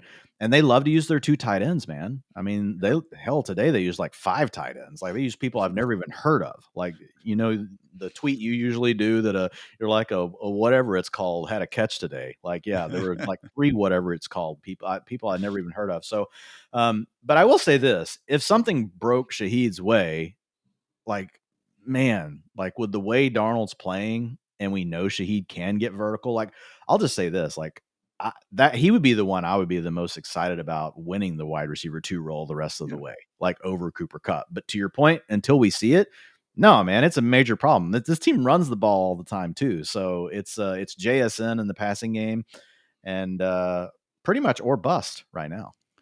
Amazing real life fit. Get the Seahawks an A+ real life grade. I'm just worried about Rashid Shaheed getting even 4 to 5 consistent targets here. Hopefully things improve down the road. But again, it's a testament to Torrey Horton doing his thing, and Cooper Kupp probably not completely falling out of the picture, but we will see what happens there. Otherwise, just same old, unfortunately, pretty annoying run game. Dwain Zach Charbonnet continues to soak up goal line opportunities. He scored one from 6 yards out today. And oh yeah, even when he's not getting them, gotta get George Holani some carries. He scored the touchdown from like 12 yards out. Guys, this wasn't in the third or fourth quarter. It was early in the game. So, God, are we seriously down to a 3-back committee here now, Dwayne?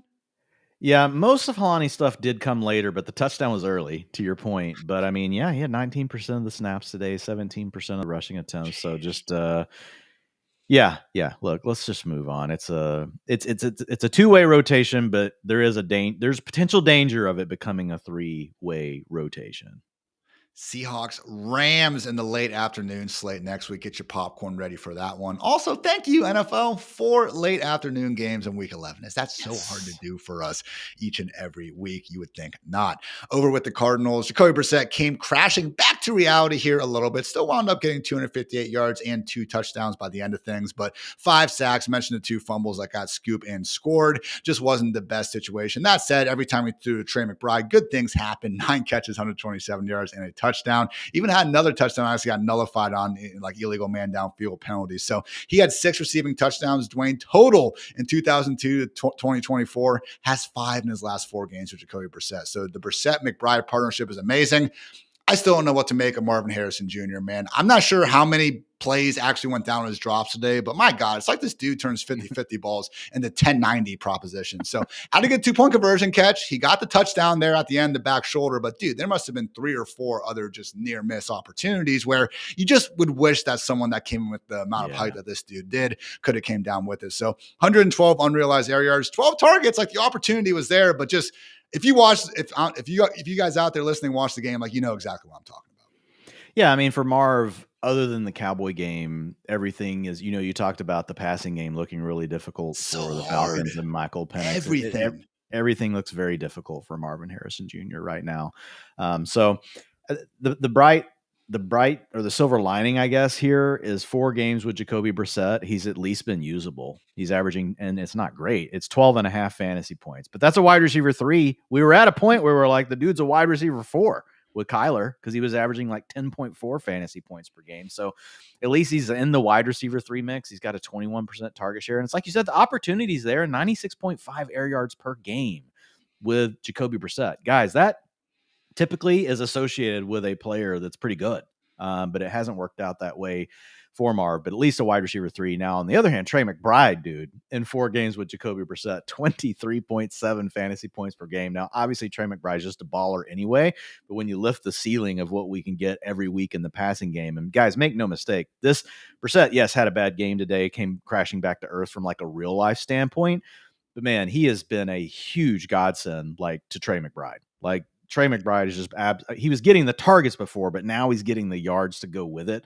And I will say with Brissett, what's interesting, Ian, man, can you guess? You might already have this in front of you. How many points is Jacoby Brissett averaging in his 4 starts as a fantasy quarterback? I don't know, but when you ask me like that, I'm assuming it's higher than you think. Expected. I'm going to say 21.5. 21.2. Really good guess, man. 280 yards a game, 7.2 yards per attempt, 2 touchdowns per game. So while he today he ran 4 times for 31 yards. So Brissett, in the right matchups, he's a guy you can use. If you guys are playing in Superflex, you probably already are using him, especially with the bye weeks that hit this week with Dak and Joe Flacco and a lot of the other guys. But, Brissett's, man, he's played well, man. We've seen him do this before. So we've got at least 3 more games without Kyler Murray, who is on IR, and then we'll see what they do after that. One in defense of Marv, though, Dwain, he was knocked out early in that Colts game. So really it's been these last 3, 14.9 PPR points per game. So a little bit, better, maybe more on the upside wide receiver 3 end of things. So no, still not thrilled about the bags, but I don't know, man. Next week they got the 49ers. But also one game against the Cowboys. So we just wash it out. 12.5 sounds good. unless you tell me he's playing the Bengals next week. Very fair. No, I had someone say, like, can you try to establish like Cowboy specific adjusted production? So I'm going to try to get in the lab and do that. It really is such an outlier. Just Cowboys, Bengals, guys. Those really do seem to be the 2. But again, Cardinals got the Niners next week. So just more NFC West action coming real quick, Ian. There. Yeah. So the backfield was still split 47% of the snaps to Bam and then 41% to DeMarcado. We could be getting Trey Benson back, potentially next week. We'll see what happens with that. But man, DeMarcado, I got to say, like, I know he had that really bad play to start the season, but he's played pretty well. Like, the opportunities he gets, he's the better running back between him and Bam Knight. Now, he's probably facing lighter boxes. I don't have it in front of me right now because he's the guy getting out there on 3rd and long and stuff like that. So that's definitely helping him. But man, I think DeMarcado's played pretty well. He's got that big playability, man. And I know there's even some truthers out there that maintain that he did get that football, 1 inch over the goal line before he dropped it back against the Titans. So no, I agree with you. And as much as I think the whole kind of charade afterwards was weird, like, yeah, I'm with you. If it was just straight up next week, no Trey Benson, I think we'd have to lean towards DeMarcado, particularly with Bam Knight suffering an ankle injury in this one. So clearly not Michael Carter at this point. Maybe, we'll have, a bit of a comeback story here for DeMarcado. So final note, you see who got the rushing touchdown, Dwain? Did I see who got the Greg Dortch. Greg Dortch, baby. Get inside the 5-yard line, you got to give it to the smallest player you have. Those are the rules. The wild Dortch, Dwain, taking over the freaking country. I love it, but yeah. Hey, Zay Jones did suffer an Achilles injury. Is that moving anything for you? Probably. Which was weird. Like, he was turning to complain to the official, and all of a sudden he was hurt. So, Wilson's still the wide receiver 2. He's not really doing anything with it. So that's going to open up some playing time for Dortch. We'll see what they do with someone probably from their practice squad. Will be the new wide receiver 3 or 4. We'll see what it looks like.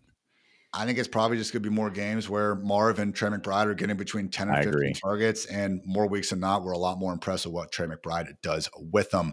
Let's move along. We had the Lions take down the Commanders 44-22. Detroit did cover as 8-point faves. The over cashed here at 49. Again, a situation where basically early in the 3rd quarter, this one was already more or less out of reach. I think it was 32-10 after just one drive there for the Lions. So Dan Campbell took over play calling duties. Dwain, that was the big storyline coming out of this one. Did you see anything in particular that stood out? Just again, from watching the game, to me, it seemed like the Jameson Williams involvement was the biggest difference. Yeah, it really was. And we don't know. We talked about JMO this week having been a massive disappointment, but this was a good matchup for him. So there was the chance for this boom, which he gave you 23.9 PPR points today.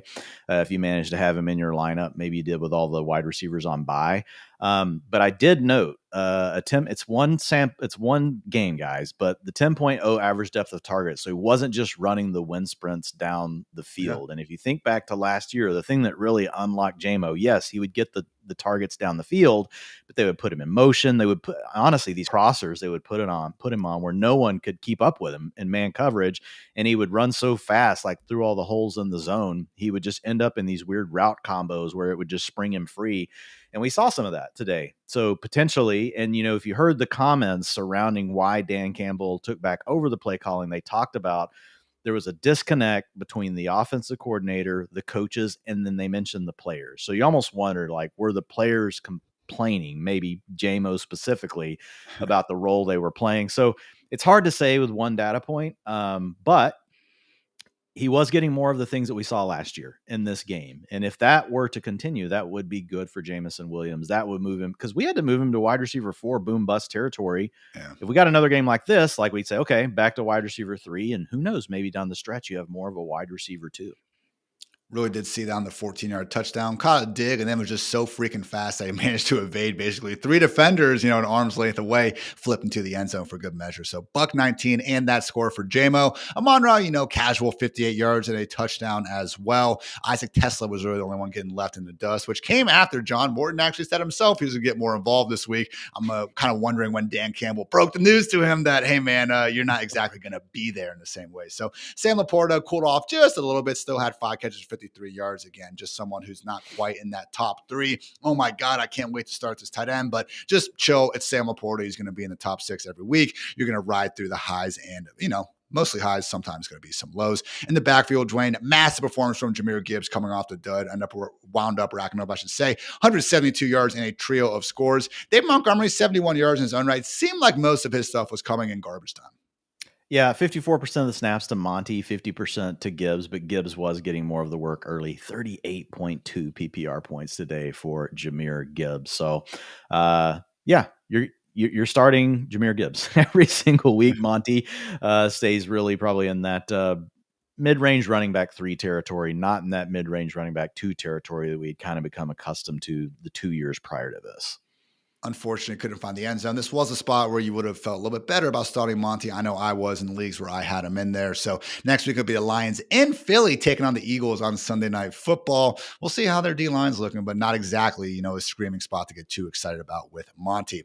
Over on the Commanders side of things, again, they were outgained 546 to 288. So credit to Mariota for, getting some fantasy points there by the end. 213 yards and 2 touchdowns. Also chipped in 22 rushing yards. Just realized, again, a lot of this was done in comeback mode. So Commanders will be evaluating Jaden Daniels with his elbow injury after their Week 12 bye. I can't believe there's even a chance this dude comes back, Dwayne. I do wonder if it's one of those where it's like, well, we'll kind of see what our record is at that point in the season. Yeah, you're 3-7, so you got to turn things around pretty quick. But hey, at least Donald Trump said they're a good team, and I think he said, "Wow, what a great player." Was he talking about Bill when he said that, dude? That whole thing, just the one part that made me die laughing was when they were like, do you want to broadcast a play? And then Bill just gets a carry for 3 yards. And I was here, whoa. It was awesome. Like some classic Trumpisms were worked in there. Yes. I mean, Mariota gave you 18.7 fantasy points, 5 carries, 22 yards. He threw 2 touchdowns, 9.7 yards per attempt. Kind of impressive for not having Terry McLaurin and Debo just doesn't look right, since the Hill thing. He gave you 12.9 PPR points today, but it felt really hard. Felt really hard to get there. The biggest thing I would say here from this wide receiver room, and not like we can have a lot of confidence, but Treylon Burks was the wide receiver too. 50% routes. So guys, don't get crazy. But he had a 23% targets per route run. He gave you 8.8 PPR points today. But I thought that was kind of interesting that he worked ahead of. Now maybe Lane got hurt. I didn't look up to see if Jalen Lane got hurt in this game, but only 27% routes for him. Obviously, Luke McCaffrey did not play in this game. And then we had Robbie Chosen was the wide receiver 3 with 35% of the routes. So they're kind of rotating everybody behind Debo right now.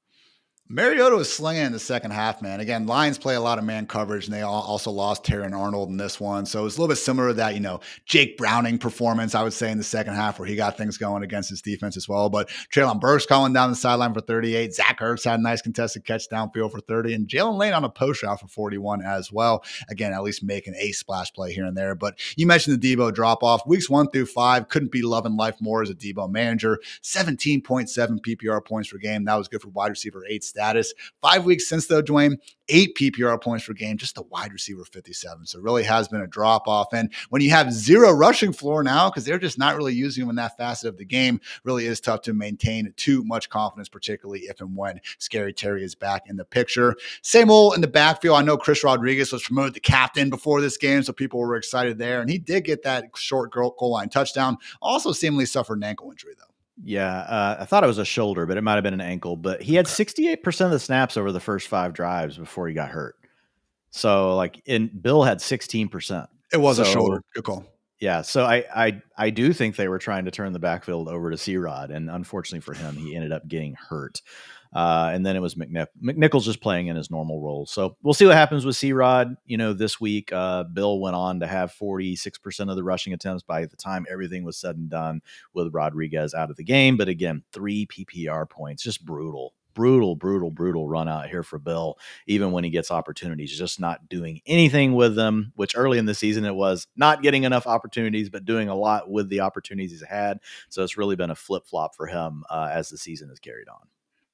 And hey, I mean, honestly, I remember early on in the season, it was one of those things, though, where as much as Bill was making the most, it's not like Chris Rodriguez and Jerry McNichols were being bad with their offs either. Really has flip-flop recently, though. Mentioned, guys, how Quinshon Judkins hasn't been doing anything since week 6. Well, Bill Krosky-Mary is one of those 2 running backs worse than him. Just 3 yards per carry. That is dead last among 40 qualified running backs over the last 5 weeks. So, again, we got the Commanders traveling to Madrid to face the Dolphins here on Sunday morning next week. I mean, I guess Debo will probably be in most lineups, Dwayne, but I'm not going to feel great about starting him. This is a sad offense right now, man. No, and Debo, the last 3 weeks in the projection model is, I should have put the unders out there as bets, and I'm just too much of a chicken. Just because there's no one else, I'm like, man, even though we were projecting him like 15 yards below, like where the market was at, I was still scared just because I'm like, there's no one else to throw the ball to, so he could still come through. So the projection model's been down on him for about a month now. And then he's not doing it in the box score either. But to your point, probably the only guy we're really feeling it as far as starting next week, but we're not excited about it. 2 more matchups here on the Fantasy Life Show. We had the Rams take down the 49ers 42-26. LA covered with ease as 5.5-point faves. Over cashed here at 49.5. So this one was 21-0, Rams over the 49ers early in the second quarter, basically. Now, unlike the other 2 games, it did get a little bit more competitive, though. 49ers clawed their way back in it. It was 28-20 at the beginning of the fourth quarter before the Rams, wound up kind of sealing things up. But just another masterclass from Matthew Stafford, Dwayne, 280 yards and 4 touchdowns on 24-36 passing. I mean, the last 6 games now, he's thrown 4, 5, 1, 3, and 3 touchdowns. He's gone, over 280 yards in 4 of those games as well. So just amazing. Puka Nacua seems like whenever they want to draw a play up for him, he's going to be open. And he's also going to break 2 tackles after he gets the ball. And then, Matthew Stafford inside the 5-yard line, want to throw another touchdown to Devontae Adams. Why not? And God forbid, Dwayne, on some rare occasion where defenses figure those 2 guys out, there seems to be about 5 to 20 tight ends that the Rams can also lean on. So just an awesome team. And I know it's a fantasy pod, but for you to pick right now, the best team in the NFC, man, I think it's the Rams. Yeah, the Rams are really good. I mean, I think the Lions are there, right? I think, the Eagles are obviously still going to be good, but the Rams are definitely in the mix right now. Seattle's in the mix with how their defense is playing. So we've got several teams at the top in the NFC, but I'm with you. I do think that the Rams are one of the better ones. We know we have a play caller that is proven, he's been through the playoffs before. And you just, Adams and Nacua is just, it's such a lethal combo. And now these 4 tight ends, every week, they scored. So Allen led the way today with points, only 22% of the routes. He gave you 8.8. Parkinson gave you 14.1 PPR points. Allen gave you 8.8. Higbee gave you 6.3 fantasy points. and Ferguson had 4.2. Can we just put all these guys together? Like, could we just Right. have them in 2 players? Like, we could actually use them in fantasy, but they're rotating all 4 of them. And I don't see it stopping because Ian, it continues to work for them. The big note I would have here on the Rams, Kyron Williams, 22.4 fantasy points, 60% of the snaps. I think the big number people will see, it'll be like, oh man, 52% of the rushing attempts. But over the first 6 drives, when this game was still, it got to kind of blowout status. And then to your point, the 49ers end up closing the gap. But over those first 6 drives, 73% of the snaps and 75% of the rushing attempts. So Corum, first 6 drives, only 27%. So to your point earlier, still one of the premier handcuffs in fantasy football right now. I do think of something, knock on wood, we don't want it to happen, but if Kyron went down, I do think Corum would be a running back 1 in fantasy football. Only rostered on 11% of Yahoo, teams right now. So definitely go get Blake Corum. So yeah, Kyron Williams, I mean, it's not as big of a role as last year. Still on pace for 317 touches. Still feeling great about having him as your fantasy team's RB1. But yeah, Dwain, I did go ahead and look up like, okay, if we did just combine every single team's tight end into one person, and that's where you got your fantasy points, where do you think the Rams would rank league-wide? Probably first. No, they're 7th, but that's still 7th? awesome. Okay. Well, here, I would say over the last 4 to 5 games, I bet they're first. Since this trend has emerged where they're not really using – now, Tutu Atwell's on IR. Jordan Whittington was dealing with some injuries this week in practice. So there's been some things leading to this. But over the last 4 to 5 games, my gut says that they're probably number 1. They're number 2, only behind Trey McBride and the Cardinals since week 6. So your gut was onto something there. Yeah, Trey McBride's just going freaking bonkers at this point. So good stuff again from the Rams. Parkinson's Day could have been even bigger. Actually got tackled on the 1-yard line and didn't score on the same drive. So Rams again get the Seahawks next week. That will be a fun one. Over with the 49ers, Mac Jones, another 319-yard, 3-touchdown effort. Shanahan did say regarding Brock Purdy, quote, I do believe he's further along than he was in week 4. So hopefully he'll have a chance this week. Doesn't sound super resounding, Dwain. So, hey, at least we know that when Mac Jones is out there, we still very much have a ceiling in this passing game. And it's good to see that George Kittle can be included in that sometimes. Yeah, I'm just going to complain as a fantasy analyst. Every week I've got Brock Purdy and in the projections and in the rankings, and I have to go switch it to Mac Jones by Saturday. What do you really do, though, Dwain? How many passing yards do you actually knock off at this point? Oh, I don't really. I'm not knocking anything off. I mean, Mac Jones is playing well. I don't know what he's averaging now. He threw 319. I think coming into this game, he was averaging like 270 or something. I had him projected for a little bit under that. I was wrong. He had 319, 8.2 yards per attempt. But the Rams have been a good defense, so took a little bit away from him for that. But yeah, 23.1 fantasy points today for Mac Jones.